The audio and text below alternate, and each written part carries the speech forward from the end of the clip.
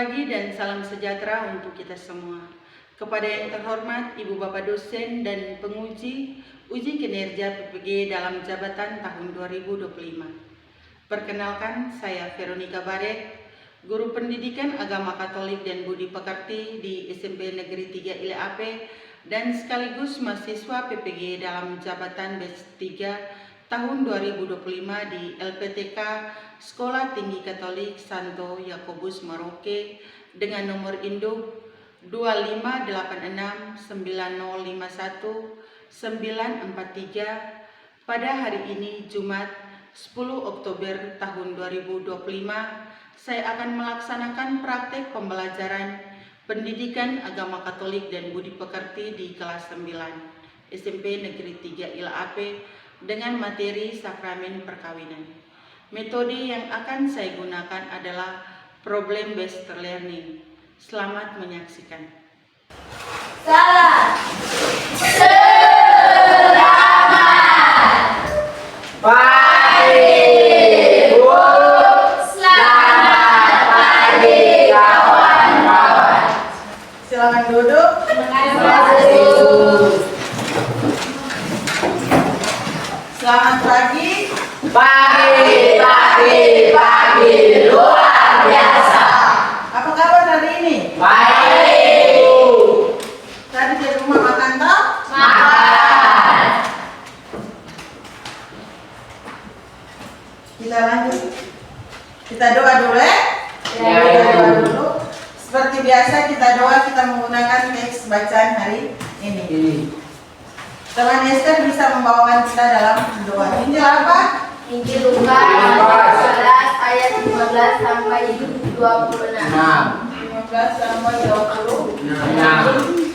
Teman-teman yang membawa Alkitab, buka Injil Lukas bab 11 ayat 15 sampai 26. Sedangkan yang tidak membawa Alkitab bisa menggunakan HP, buka aplikasi e-Katolik untuk bacaan hari ini. Sudah semua? Sudah, Ibu. Mari kita berdoa dulu. Marilah kita berdoa dalam nama Bapa, Putra, Roh Kudus. Amin.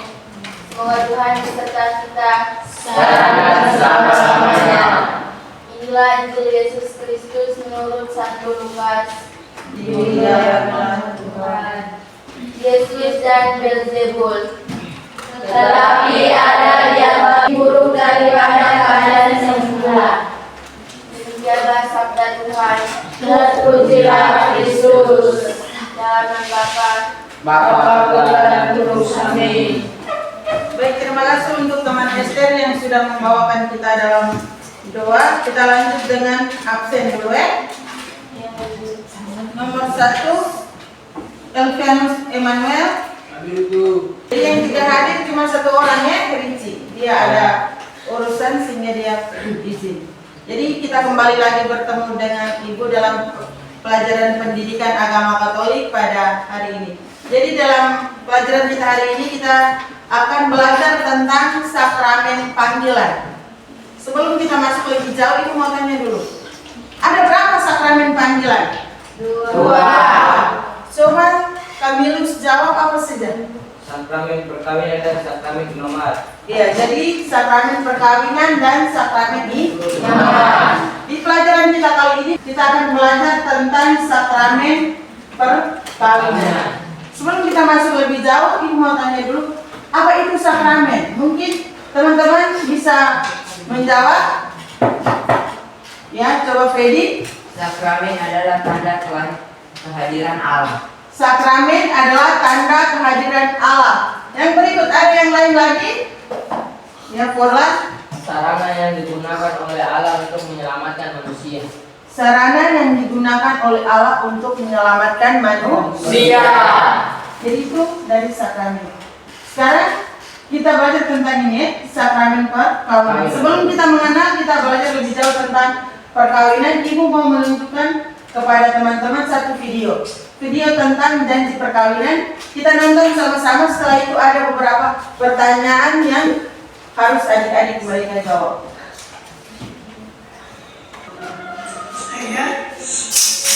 Saya Nafia Rita Sutanto,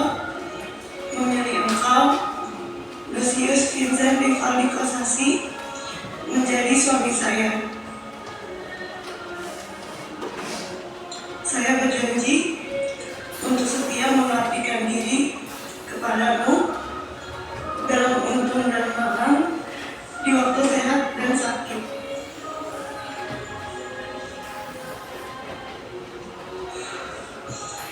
Saya mau mengasihi dan menghormati engkau sepanjang hidup saya. Saya berjanji akan menjadi ibu yang baik bagi anak-anak yang akan dianugerahkan Allah kepada kita. Sudah? Sudah, Bu. Dari video yang kita nonton bersama ini, bagaimana perasaan dari pengantin perempuan? Dari perasaan Bu? Sedih, terharu, Dia perasaan sedih, terharu sehingga dia meneteskan air marah. Berikut kita lihat. Apakah kalian pernah mengikuti misa sakramen perkawinan? Pernah. Jadi kita semua yang ada dalam ruangan ini kita sudah mengikuti misa perkawinan. Dan suasananya itu ini sangat meriah dan penuh dengan sukacita. Namanya menerima sakramen perkawinan itu orang akan bahagia. Apa makna dibalik dari kemeriahan dan sukacita? Makna yang kita dapatkan kegembiraan, kita senang, kita sudah bersatu, kita sudah menjadi satu. Mereka yang menerima sakramen perkawinan itu mereka bukan lagi dua melainkan satu. Yang ini kita lihat. Sakramen bukan hanya tentang dua orang yang saling mencintai, tetapi sebuah sakramen tanda kehadiran kasih Allah yang nyata dalam pribadi, berjanji untuk hidup bersama dalam suka dan duka. Jadi ketika kita menerima sakramen perkawinan itu berarti tanda Tuhan sudah hadir bersama kita, tanda kehadiran Allah. Dan kita bukan lagi menjadi dua, tetapi kita sudah menjadi satu. Dan kita sudah berjanji bahwa kita akan hidup bersama dalam suka dan Duka. Dan pembelajaran kita ada 5. Yang pertama itu menjelaskan makna sakramen perkawinan. Yang berikut menganalisis tantangan-tantangan perkawinan Katolik di era modern. Jadi sebentar Ibu akan bagi kita dalam kelompok untuk membahas masalah-masalah apa yang terjadi dalam gereja Katolik. Yang berikut solusi menghadapi tantangan perkawinan Katolik. Apa solusi yang harus kita ambil?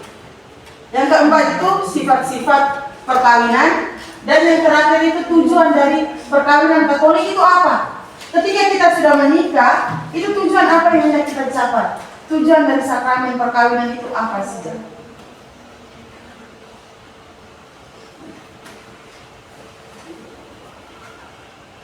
Sekarang adik-adik kita semua perhatikan gambar di depan ini. Perhatikan gambar yang pertama ini adalah ada pria dan wanita. Ada juga pastor. Ini mereka lagi menerima sakramen perkawinannya. Imam lagi memberkati pasangan. Yang berikut, gambar yang kedua ini adalah gambaran keluarga yang bahagia. Mereka sedang membaca kitab suci bersama. Hal ini bahwa mereka sudah menerapkan nilai iman kepada anak sejak usia dini. Masih kecil sekali, tetapi sudah diajarkan membaca kitab suci itu seperti apa. Yang berikut, di atas ini adalah gambaran keluarga yang bahagia juga. Mereka sebentar tertawa. Ada bapak, ada mama, ada juga anak-anak. Mereka lagi bercerita, berbagi cerita yang bahagia. Sekarang kita masuk ke yang ini. Ini adalah gambaran ada suami, ada istri. Tetapi ada pasangan lain juga bergandengan tangan lagi. Berarti dalam keluarga mereka bahagia. Tetapi laki-laki memiliki selingkuhan, mereka perselingkuhan. Gambar yang ini juga sama. Ada perselingkuhan. Dia dan dia punya istri harmonis. Di dalam rumah mereka sangat berbahagia. Tetapi ternyata istri memiliki gandengan lain. Istri berselingkuh. Dan yang terakhir ini adalah kekerasan dalam rumah tangga. Kekerasan dalam rumah tangga itu kebanyakan terjadi di keluarga yang usia perkawinannya masih muda. Mereka yang menikah di umur 17-an itu kebanyakan yang mengalami kekerasan dalam rumah tangga. Nah, bagaimana dengan kita? Setiap kita memiliki keluarga. Adik-adik juga memiliki keluarga, ibu juga memiliki keluarga. Ketika kita belajar tentang sakramen perkawinan, berarti kita sudah bisa tahu, oh ternyata saya punya keluarga, saya punya bapak dan mama membangun sebuah keluarga itu dengan susah payah. Dengan itu saya harus membantu mereka agar mereka terhindar dari perselingkuhan, perceraian. Keluarga harmonis itu seperti ini. Itu kita belajar semua. Kalian juga akan membentuk keluarga. Adik-adik semua yang ada dalam ruangan ini juga akan membentuk keluarga. 10 tahun kemudian akan menikah. Ibu juga akan menikah dan kita sama-sama akan membentuk keluarga. Dan sebelum kita mencapai itu kita harus menerima sakramen perkawinan. Dalam ajaran Katolik, kalau kita yang belum menikah, belum menerima sakramen perkawinan, itu istilahnya kumpul kebo. Ketika kita sudah menerima sakramen perkawinan, berarti kita sudah sah menjadi suami istri. Kita sudah sah menjadi keluarga. Ini masalah-masalah dalam perkawinan. Ada begitu banyak masalah yang terjadi dalam perkawinan. Tetapi ibu hanya ambil yang 3: perselingkuhan, KDRT, dan cerai. Jadi setelah ini ibu akan bagi dalam kelompok bentuk kelompok sesuai dengan tempat duduk. Nanti ada yang dapat kelompok perselingkuhan, KDRT, dan perceraian.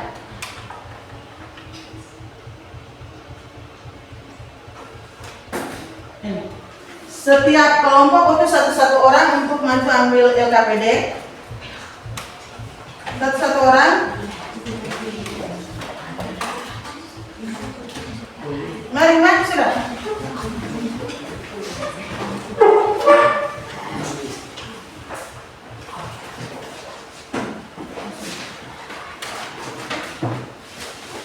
Sudah? Itu LKPD-nya ya. Pertanyaannya ini. Arti atau pengertian dari perceraian, alasan kenapa terjadi perceraian, dampak dari setiap masalah dan apa solusinya. Jadi yang tadi sudah katakan bahwa berkelompok kerja berkelompok berdiskusi Yang kelompok yang ini kelompok 1 itu bahas tentang perceraian. Ini kelompok 2 kekerasan dalam rumah tangga dan ini adalah perselingkuhan. Diskusi bersama. Setelah itu utus 2 orang teman untuk mempresentasikan hasil diskusi. Silakan ambil buku, bisa searching di Google menggunakan HP masing-masing. Ambil HP dan silakan men-searching.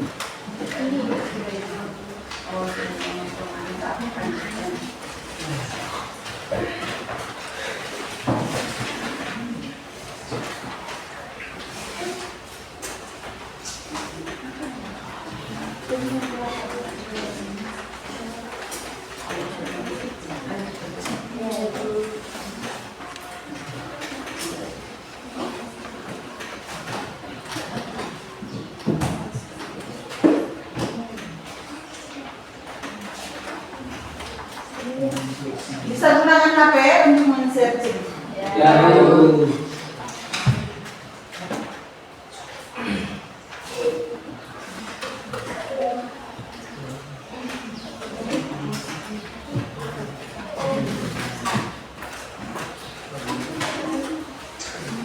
Sudah? Sudah Ibu. Sudah selesai? Sudah Bu. Lalu sudah berarti kita presentasi atau ada yang belum? Sudah semua Ibu. Kelompok 1 sudah selesai? Sudah Bu. Kelompok 2? Sudah Ibu. Kelompok 3? Sudah Bu. Kalau sudah selesai semua, mari kita presentasi Ibu minta kelompok 1 yang maju presentasi lebih dulu. Dengar duduk diam dan dengar. Karena selesai presentasi ketiga kelompok itu ada pertanyaan yang harus adik-adik mereka jawab.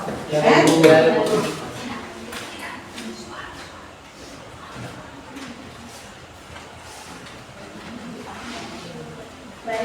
terima kasih atas kesempatan yang diberikan. Kami dari kelompok 1 ingin mempresentasikan hasil diskusi kami. Nomor 1, arti atau pengertian dari perceraian. Perceraian adalah putusnya ikatan perkawinan antara suami dan istri yang berarti mereka tidak lagi berkedudukan sebagai suami istri dan tidak lagi menjalani kehidupan bersama sebagai rumah tangga. Nomor 2, alasan kenapa terjadinya perceraian. Alasannya adalah perselisihan dan pertengkaran, masalah ekonomi, perselingkuhan, kekerasan dalam rumah tangga atau KDRT, serta ketidakcocokan dan pertumbuhan yang berbeda antar pasangan. 3, dampak dari setiap masalah perceraian. Dampak umum meliputi stres, depresi, masalah yang finansial sebagai istri, penurunan prestasi akademik pada anak, hingga perilaku berisiko pada remaja. Nomor 4, apa solusi dari perceraian? Solusi perceraian bervariasi, namun umumnya meliputi pencegahan melalui komunikasi dan pemahaman, serta penanganan pasca perceraian melalui konseling, bantuan hukum dan dukungan emosional untuk adaptasi. Demikian hasil presentasi kami ucapkan terima kasih. Tepuk tangan. Baik, terima kasih untuk kelompok 1. Sekarang kita masuk ke kelompok 2. Silakan.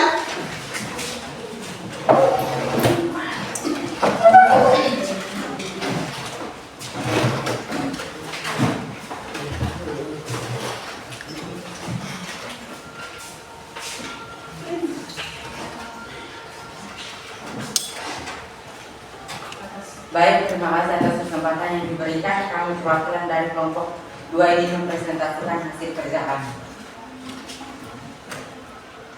Nomor 1, arti atau pengertiannya KDRT.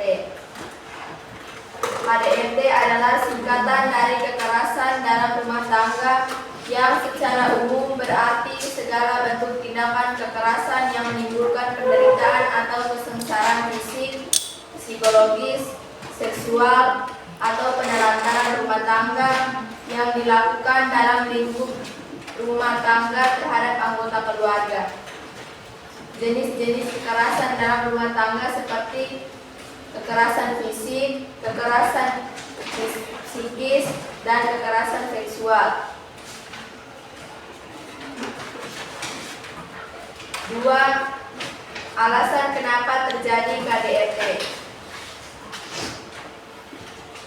KDRT terjadi karena kompleksnya faktor seperti budaya, patriarki, dan ketidaksetaraan gender, tekanan ekonomi dan pengangguran, masalah psikologis seperti frustrasi atau penyakit mental, ketergantungan ekonomi korban, serta penggunaan gadget dan penyebaran informasi yang salah. Faktor-faktor ini sering terkait dan dapat memicu terjadinya kekerasan dalam rumah tangga. 3. Dampak dan masalah KDRT. Kekerasan dalam rumah tangga dapat berdampak psikologis pada korban, di antaranya berupa kesengsaraan atau penderitaan secara fisik, seksual, psikologis, dan termasuk ancaman untuk melakukan perbuatan serta pemaksaan atau perampasan kemerdekaan hukum dalam lingkup rumah tangga. 4. Apa solusinya KDRT? Solusi KDRT meliputi tindakan langsung untuk korban, mencari perlindungan, mencari bantuan profesional dan hukum, serta mengamankan diri, dan upaya pencegahan jangka panjang, edukasi kesetaraan gender, perbaikan komunikasi keluarga, dan kesadaran masyarakat. Sekian dan terima kasih. Mari kita berikan aplaus.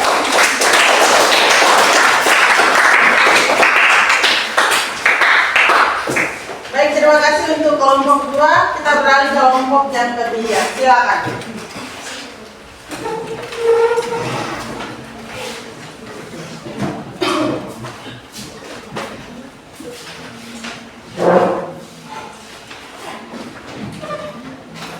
Terima kasih atas kesempatan yang diberikan. Kami dari kelompok 3 ingin mempresentasikan hasil diskusi kami. Nomor 1, apa arti atau pengertian dari perselingkuhan? Perselingkuhan adalah tindakan ketidaksetiaan dalam hubungan romantis atau perkawinan berupa pelanggaran kepercayaan melalui hubungan emosional atau seksual dengan orang lain di luar pasangan sah atau yang disepakati. 2, alasan kenapa terjadi perselingkuhan? Perselingkuhan terjadi karena berbagai alasan seperti kurangnya komunikasi, ketidakpuasan emosional dan seksual, rendahnya komitmen, pengaruh lingkungan, membalas dendam, serta kesepakatan yang datang terutama di era digital. 3, dampak dari setiap masalah perselingkuhan. Dampak perselingkuhan sangat merusak pemicu masalah psikologis seperti depresi dan kecemasan pada korban, bahkan trauma jangka panjang. Selain itu, perselingkuhan juga berdampak pada keluarga, mengancam keutuhan rumah tangga, dan merusak perkembangan psikologis anak. Dampak fisik juga mungkin terjadi, termasuk masalah jantung dan penurunan libido. 4, apa solusi dari perselingkuhan? Solusi perselingkuhan tergantung situasinya. Untuk menghindari perselingkuhan, hindari godaan, komunikasikan masalah dengan pasangan, dan fokus pada diri sendiri. Sekian dan terima kasih. Mari kita berikan aplaus untuk kelompok 3.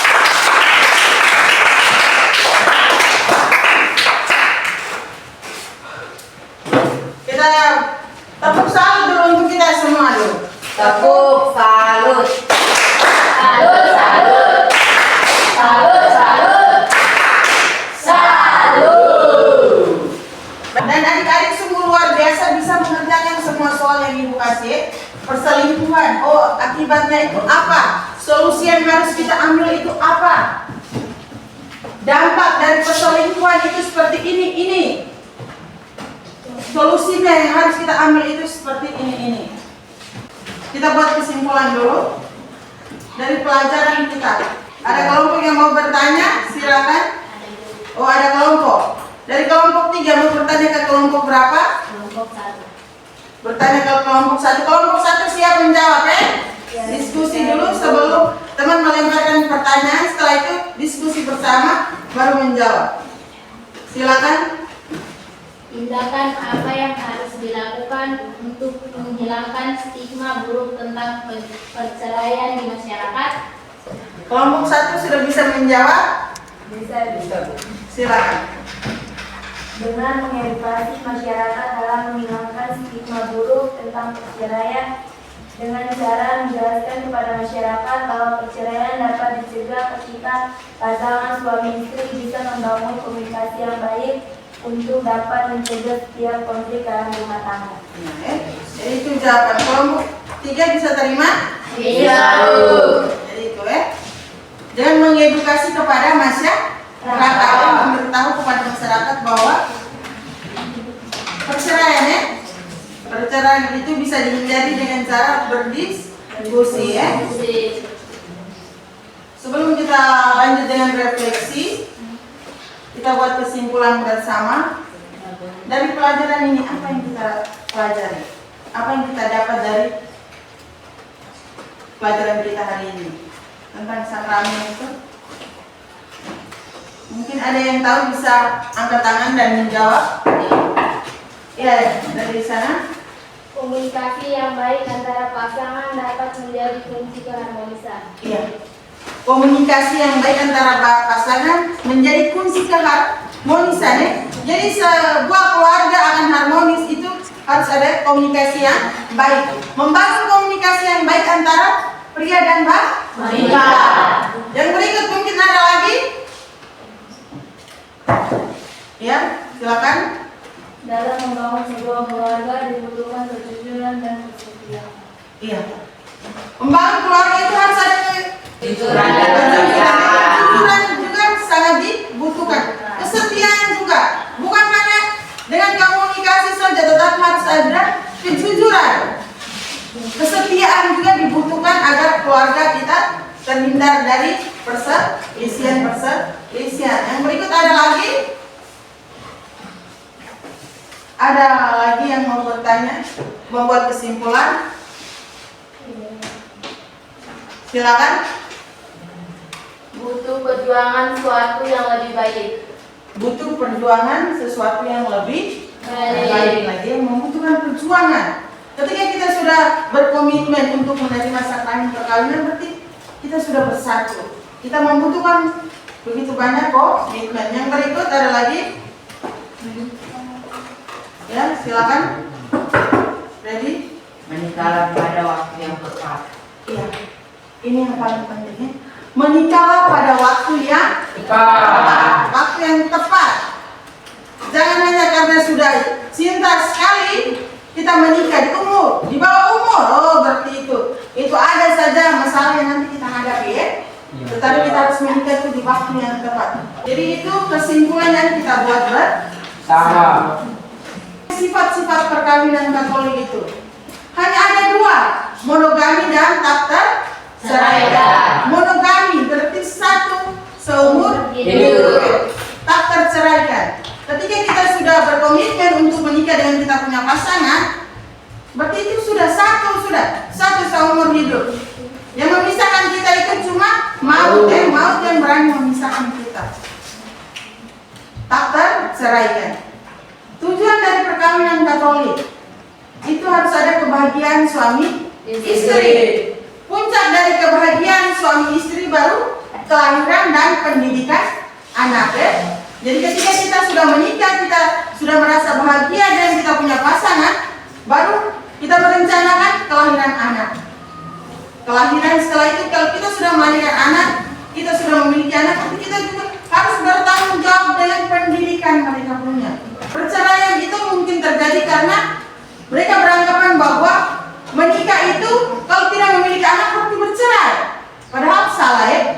Tujuan perkawinan sebenarnya itu adalah kebahagiaan suami istri. Sebelum kita menutup kegiatan pembelajaran kita hari ini, kita refleksi ya. Setelah itu ada asesmen akhir. Ada pertanyaan yang wajib adik-adik mereka jawab. Linknya nanti ibu share ke grup. Nanti teman-teman ambil HP dan tinggal login masuk ya. Login masuk, ibu berikan waktu 2 menit untuk kerja. Setelah itu di submit. Hasilnya pertemuan kali berikut dulu baru ibu sampaikan. Bisa ya? Bisa ibu. Apa yang kita pelajari hari ini? Kita pelajari hari ini itu apa sih yang kita dapat? Sakramen. Yang kita pelajari hari ini tentang apa? Sakramen perkawinan. Tentang sakramen Perkawinan. Apa yang kita dapat? Sumi bisa? Coba silakan. Dalam membangun sebuah keluarga dibutuhkan kejujuran dan kesetiaan. Dibutuhkan kejujuran dan kesetiaan. Mungkin ada lagi. Linknya ibu sudah kirim ke grup, jadi silakan login masuk dan kerja. Ibu kasih waktu 2 menit untuk mengerjakan. Sudah selesai semua?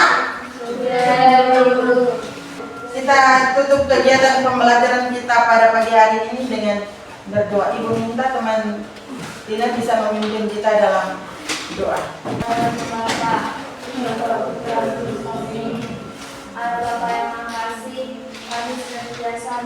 dan menginginkan keagungan namamu. Semoga melalui pembelajaran hari ini kami dapat mengerti arti dari keluarga dan bersyukur memiliki keluarga yang harmonis. Akhirnya ya Tuhan, namamu yang kudus tetap kami puji kini dan sepanjang segala abad. Amin. Dalam nama Bapa, dan Roh Kudus. Sampai ketemu di pertemuan kita minggu depan ya. Salah.